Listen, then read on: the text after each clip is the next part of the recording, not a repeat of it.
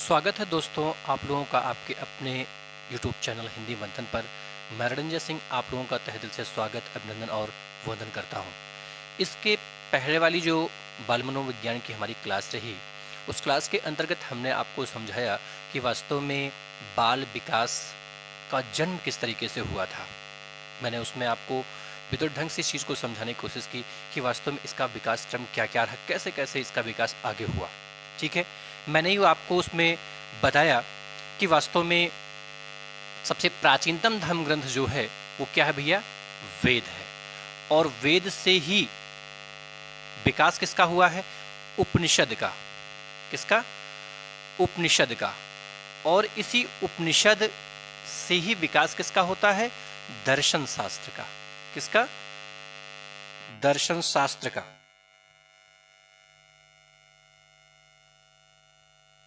और इसी दर्शन शास्त्र से ही विकास होता है मनोविज्ञान का। इसका, मनोविज्ञान का। और जो मनोविज्ञान है उस मनोविज्ञान की एक शाखा का नाम क्या है, बाल विकास। क्या भैया, बाल विकास। यह जो बाल विकास है यह मनोविज्ञान की एक शाखा है। क्या है, शाखा है। ठीक है। और ये जो मनोविज्ञान है यह दर्शन शास्त्र, ये दर्शन शास्त्र जो देख रहे हैं, यह दर्शन शास्त्र क्या है, इस मनोविज्ञान की जननी मानी जाती है, माता मानी जाती है। ठीक है। अगर आपसे पूछ लिया जाए कि इस मनोविज्ञान की जननी क्या है, इस मनोविज्ञान की माता कौन मानी गई है ना, तो वो कौन है, ये दर्शन शास्त्र है। ये कौन है, जननी है। यहां तक की बात हम लोगों ने अपने पिछले वाली क्लास में कर लिया था। आज उसी क्लास को आगे कंटिन्यू करते हुए हम लोग समझेंगे कि वास्तव में जो मनोविज्ञान है उस मनोविज्ञान का विकास क्रम क्या रहा, उसका विकास किस तरीके से हुआ। ठीक है। तो उसके विषय में आखिर उसका जो विस्तारित रूप मिला वो क्या रहा। यानी ऐसा तो है नहीं कि वो एकदम से व्यवहार का विज्ञान बन गया, है ना। एकदम से व्यवहार का विज्ञान बनकर के हमारे समक्ष उपस्थित नहीं हुआ मनोविज्ञान। वास्तव में मनोविज्ञान में जो सबसे पहले इसका जो अध्ययन क्षेत्र था वो क्या था भैया, तो सबसे पहले इसमें आत्मा था। ठीक। और उसके बाद में इसके अध्ययन क्षेत्र में परिवर्तन होते होते इसमें अध्ययन किसका किया जाने लगा, मन का अध्ययन किया जाने लगा। और उसके बाद में फिर इसमें परिवर्तन होते हुए इसमें इसको चेतना का विज्ञान मानते हुए इसके विकास क्रम को और आगे बढ़ाते हुए हम लोगों ने इसे व्यवहार के रूप में स्वीकारा है। वर्तमान परिप्रेक्ष्य में व्यवहार के रूप में इसे हमने स्वीकारा है। अर्थात इसके विकास क्रम को यदि हम समझें तो इसका विकास क्रम क्या है, इसका विकास क्रम हो जाएगा सबसे पहले आत्मा, आत्मा के बाद में मन, और मन के बाद में रूप इसका किसका होता है भैया, मन के बाद में इसका रूप होता है चेतना, और चेतना के बाद में यह रूप ग्रहण करता है व्यवहार का। किसका, व्यवहार का। और आज हम लोग मनोविज्ञान में इसी व्यवहार का ही अध्ययन कर रहे हैं। ठीक है। अर्थात ये मनोविज्ञान का जो विकास क्रम रहा उसके विषय में वुडवर्थ महोदय क्या कहते हैं, ये वुडवर्थ महोदय कहते क्या है भैया, कहते हैं कि वास्तव में जो मनोविज्ञान था उसने सर्वप्रथम, अर्थात सर्वप्रथम मनोविज्ञान ने अपनी आत्मा का त्याग किया। किसका त्याग किया, आत्मा का त्याग किया। देखिए, यदि आप इस वुडवर्थ की परिभाषा को समझ जाते हैं तो आपको इनके विकास क्रम को समझने में कोई दिक्कत नहीं आएगी। वास्तव में वुडवर्थ महोदय ने कहा क्या कि सर्वप्रथम मनोविज्ञान ने अपनी आत्मा का त्याग किया, और फिर इसने अपने मन का त्याग किया, और फिर इसने अपनी चेतना का त्याग किया, और फिर अब यह व्यवहार की विधि को स्वीकार करता है।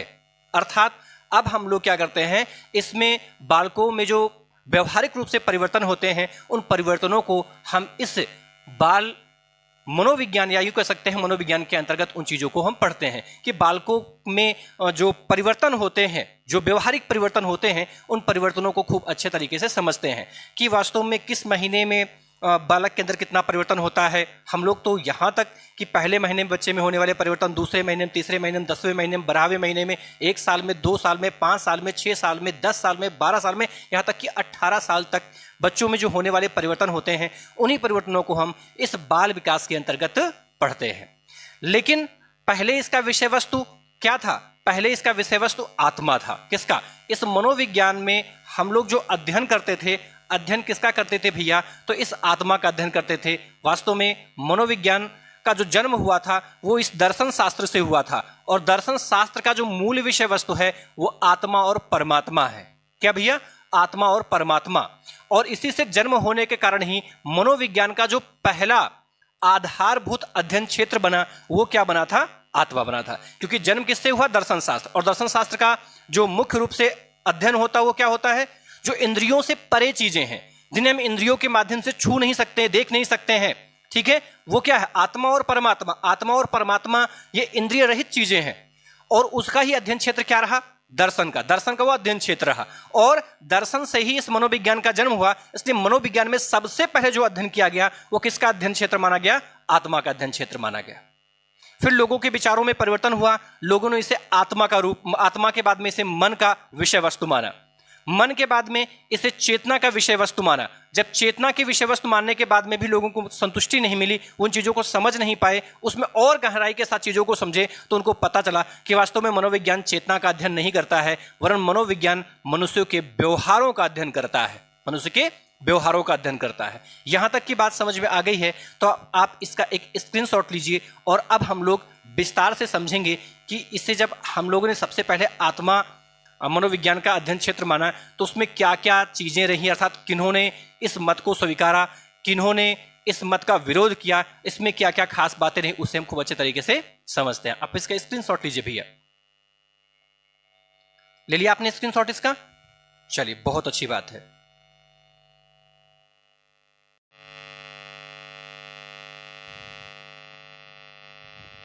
आगे देखते हैं। आगे मैंने आपसे बताया कि वास्तव में मनोविज्ञान का जो विकास क्रम है, उस विकास क्रम में सबसे पहले मनोविज्ञान को आत्मा का विज्ञान माना है। क्या माना है? आत्मा का विज्ञान। आत्मा का विज्ञान मानने का जो श्रेय जाता है वो अरस्तु और उनके समर्थक प्लेटो और डेकार्टे को जाता है। ठीक है, ये आपको समझना होगा कि वास्तव में आत्मा का विज्ञान किन लोगों ने माना। तो आत्मा का विज्ञान, मनोविज्ञान को अरस्तु ने माना, प्लेटो ने माना और डेकार्टे ने माना। अरस्तु ये एक बहुत बड़े दार्शनिक हैं। कौन है? दार्शनिक।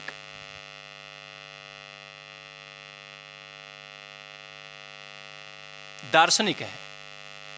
और ये प्लेटो कौन है? ये प्लेटो अरस्तु के गुरु,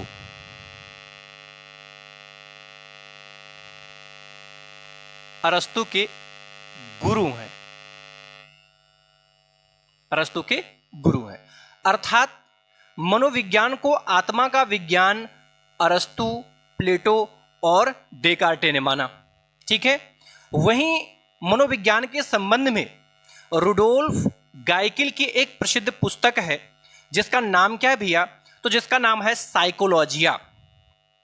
क्या नाम भैया? साइकोलॉजिया। रुडोल्फ गाइकिल की प्रसिद्ध पुस्तक जिसका नाम क्या है? साइकोलॉजिया।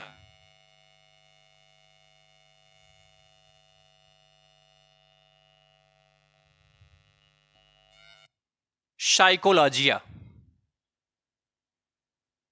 ये जो साइकोलॉजिया आप देख रहे हैं, इस साइकोलॉजिया पुस्तक में सर्वप्रथम सबसे पहले ये जो मनोविज्ञान शब्द है, इस मनोविज्ञान शब्द का प्रयोग किया गया। आपसे पूछा जाए कि सर्वप्रथम मनोविज्ञान शब्द का प्रयोग किसके द्वारा किया गया, तो रुडोल्फ गाइकिल के द्वारा किया गया। किस पुस्तक में किया गया? तो साइकोलॉजिया पुस्तक में किया गया। किसमें? साइकोलॉजिया पुस्तक में किया गया। दूसरी महत्वपूर्ण बात, यदि आपसे पूछा जाए कि दर्शन शास्त्र अर्थात जो मनोविज्ञान है, उस मनोविज्ञान की जननी कौन है, तो उस मनोविज्ञान की जननी जो है वो क्या भैया? दर्शन शास्त्र है। क्या है? दर्शन शास्त्र है। किंतु ध्यान रहे, जो ये मनोविज्ञान है, इस मनोविज्ञान का जनक कौन माना जाता है? जनक, तो जनक माने जाते हैं अरस्तु। अगर आपसे पूछा जाए कि मनोविज्ञान की जननी किसे माना गया है, तो मनोविज्ञान की जननी दर्शन शास्त्र को माना गया। किसे माना गया है? दर्शन शास्त्र को माना गया है। किंतु मनोविज्ञान के अगर जनक की बात करें तो मनोविज्ञान का जनक कौन माना गया है? अरस्तु माना गया है। मनोविज्ञान की पहली पुस्तक कौन सी मानी गई है? तो मनोविज्ञान की जो प्रथम पुस्तक है, उस पुस्तक का नाम क्या है? उस पुस्तक का नाम है साइकोलॉजिया। क्या भैया? साइकोलॉजिया। फिर आपसे पूछा जाए कि मनोविज्ञान शब्द का सर्वप्रथम प्रयोग किसने किया, तो सर्वप्रथम प्रयोग किया है रुडोल्फ गाइकिल ने। किसने? रुडोल्फ गाइकिल ने। फिर आपसे पूछा जाए कि मनोविज्ञान शब्द जो रहा, उस मनोविज्ञान शब्द का सबसे पहले प्रयोग किस पुस्तक में किया गया, तो साइकोलॉजिया पुस्तक में किया गया। इतनी बात आपको समझनी है। आपसे पूछा जाए, फिर से आप ध्यान से समझेंगे कि आत्मा का विज्ञान अर्थात मनोविज्ञान को आत्मा का विज्ञान किन लोगों ने माना, तो अरस्तु, प्लेटो और डेकार्टे ने माना। ये अरस्तु कौन है? ये बहुत बड़े दार्शनिक थे जो कि प्लेटो के शिष्य थे। प्लेटो के क्या थे? शिष्य थे। ये प्लेटो कौन है? ये प्लेटो अरस्तु के गुरु हैं। अरस्तु के क्या है? गुरु है। ये जो रुडोल्फ गाइकिल है, इनकी एक प्रसिद्ध पुस्तक है जिसका नाम है साइकोलॉजिया। इसी पुस्तक में सबसे पहले इस मनोविज्ञान शब्द का प्रयोग किया गया। इस मनोविज्ञान शब्द का प्रयोग किया गया और मनोविज्ञान शब्द का सबसे पहले प्रयोग करने के कारण ही इस साइकोलॉजिया को ही मनोविज्ञान की प्रथम पुस्तक की भी संज्ञा दी गई है। आपसे पूछा जाए कि मनोविज्ञान की जननी कौन है, तो मनोविज्ञान की जननी दर्शन शास्त्र को माना जाता है। किंतु मनोविज्ञान का जनक किसे माना जाता है, तो मनोविज्ञान का जनक अरस्तु को माना जाता है। किसे माना जाता है भैया? अरस्तु को माना जाता है। यहां तक की बात समझ में आई आपके? आगे समझते हैं इस दर्शन शास्त्र का अध्ययन क्षेत्र। आगे समझेंगे। स्क्रीनशॉट तो ले लिया आपने ना? चलिए आगे।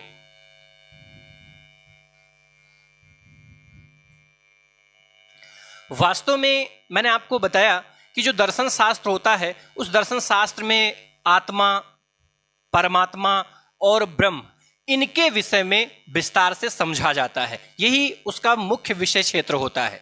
अर्थात आपसे यदि पूछा जाए कि दर्शन शास्त्र के अध्ययन के जो पहलू हैं, जो बिंदु है, वो कौन कौन से हैं, है ना? लिखेंगे। दर्शन शास्त्र के प्रमुख बिंदु।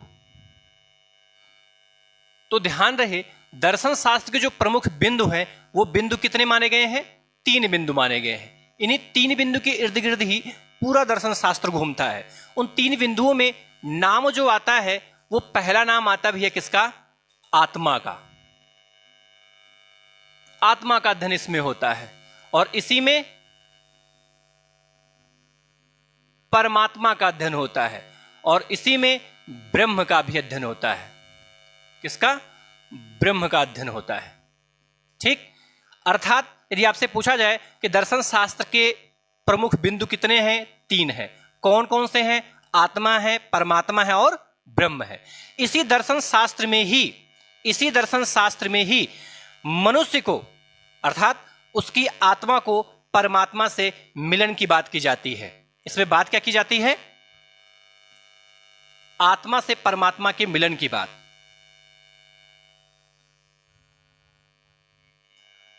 आत्मा से परमात्मा के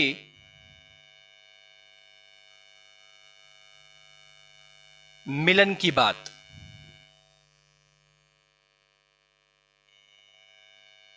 की जाती है।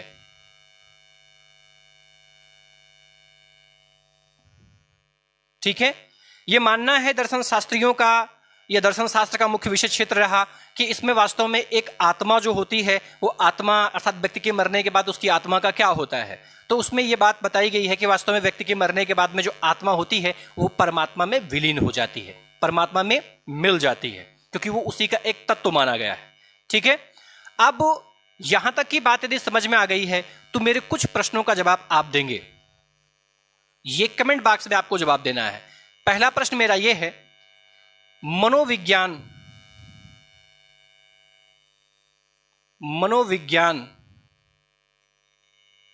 की प्रथम पुस्तक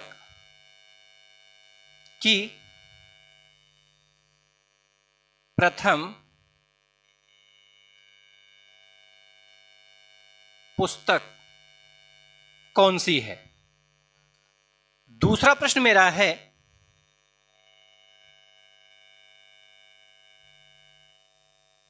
मनोविज्ञान की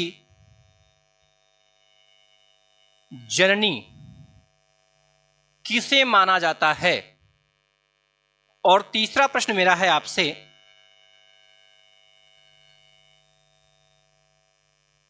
मनोविज्ञान